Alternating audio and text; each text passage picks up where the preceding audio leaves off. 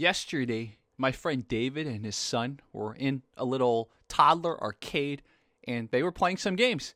And this game that his son was playing, wow, was designed so badly from a game design, human-computer interaction perspective.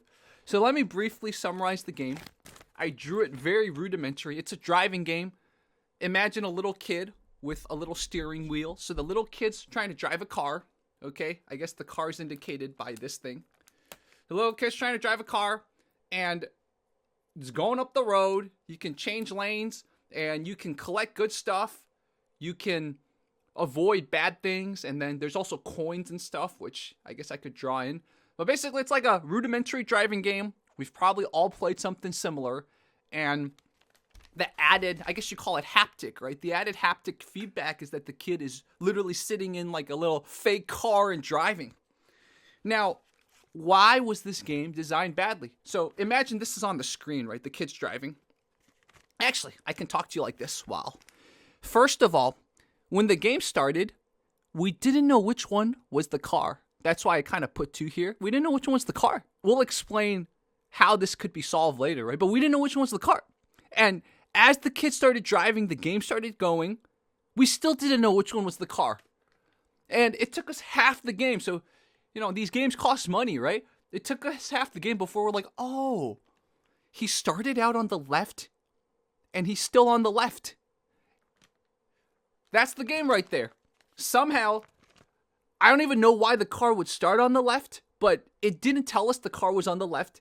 And the game started, and the kid was trying to figure out what to do. And, the kid was turning the wheel. But I think all of us, including the kid, so me, the dad, and the kid, thought the kid was the center car.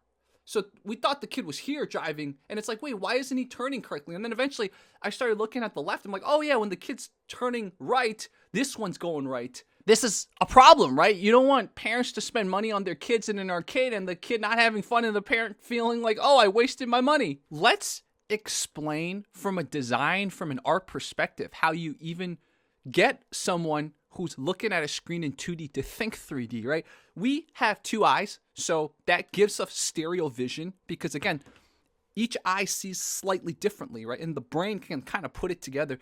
But imagine if you were blind in one eye or you covered up your eye so you only had one eye. How would you notice that, okay, I'm in a 3D world? Well, one simple way is things far away tend to be less clear and things far away tend to be smaller. So we can take that concept and apply something called one-point perspective. So I drew 2 examples here. Let me find my other card. Actually, I have a few examples. So basically what one-point perspective does is you have a horizon and then you have some kind of point where everything goes to. It kind of mimics, because again, you're on a 2D surface, it mimics what we see in 3D, which is things far away tend to be smaller, and things far away also tend to be slightly angled, right? You really emphasize the angle, so it's not just about the smallness, it's also about the angle. So, for example, here, that point, right? That's why it's called one point. That point is this far above the horizon. Imagine the horizon's here.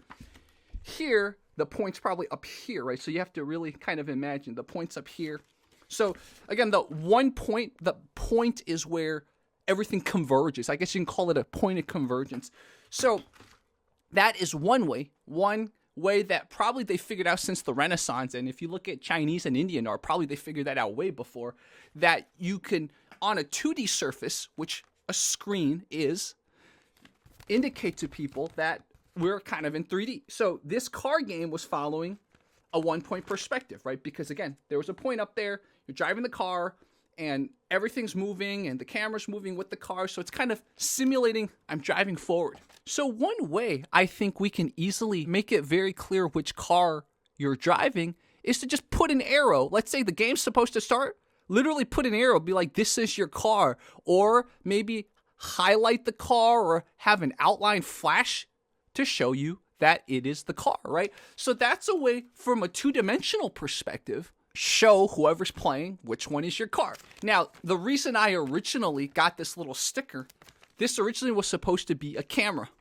So you can also use the camera. The game that my friend's son played, the camera was stationary, right? Even though the car started out here, the camera was stationary. So you can have the camera zoom in. So imagine now the camera zoomed in on this side of the board and it follows, right? The camera can follow the car. So if the car moves here, the camera's following the car. In other words, this screen is not static. So besides the things coming down, the camera can zoom in based on where your car is. So that's another way to fix this. Another way I just thought of is, notice I put an arrow. So you can always put an arrow in front of whichever vehicle you are, right? So for example, if it's turning, then the arrow will start curving. So that's a way to actually teach the kid that, okay, if you turn this way, notice the arrow starts curving this way. So it's teaching the kid what the wheel does, right? The steering wheel does. So I thought about that. That actually serves beyond just telling you which car this is, but also teaching the kid from a visual perspective what the steering wheel does. Let's say this kid's never used a steering wheel. The kid will be able to associate, oh, if I turn, look, the arrow changes. Guys, we're just brainstorming. We're just having fun. The point is, this game, the way it is currently, is so confusing. And I'm sure there's been at least one parent that's complained. Like, how can you just have all these things on screen without telling the kid, whoever's playing, which one's your car? Beyond that, there's got to be some kind of feedback loop where if the game can detect that the kid's confused or something, like for example, my friend's son, because he didn't know that he was this car, right? Maybe he thought he was controlling this car or this car. He kept crashing into everything. Maybe there's got to be some kind of feedback on screen that says, hey, keep your eyes on the road or something. Like, give him feedback or something. Or maybe this is the point where you have to flash tell him he's here or something like that, right? This is something I want to study more. Like, think about game design. How do you make it fun? How do you make it challenging? How do you make the learning aspect of the game not take a long time? Unless some people, they just are masochists. They want to take like 2 years to learn a game, but I don't think that's the point, right? We want to learn the basics. And then the mastery part of it is the fun part. We shouldn't get stuck at trying to figure out the basics, right? That's the whole point. I don't have the technical words for all of these. I'm sure the gaming industry has all of these words. And so if I do shout out University of Maryland, the Human Computer Interaction Masters, I'm definitely going to be learning these terms. And this is probably an area I focus on because who got glasses because of games? Me. Who got deeper prescriptions because I was trying to program games on a TI-83 Plus? This guy. So this is probably a field I will really dive deep into if I do HCI, Human Computer Interaction. Anyways, guys, Shoutout Skillen also. I ranted to him about this horrible HCI in the game this morning, and it inspired me to make this video. Okay, guys, a lot more to come. We will be exploring the intersections of design, computer science, cognitive psychology, philosophy, etc. So, a lot more to come, guys. Thank you so much. Bye-bye.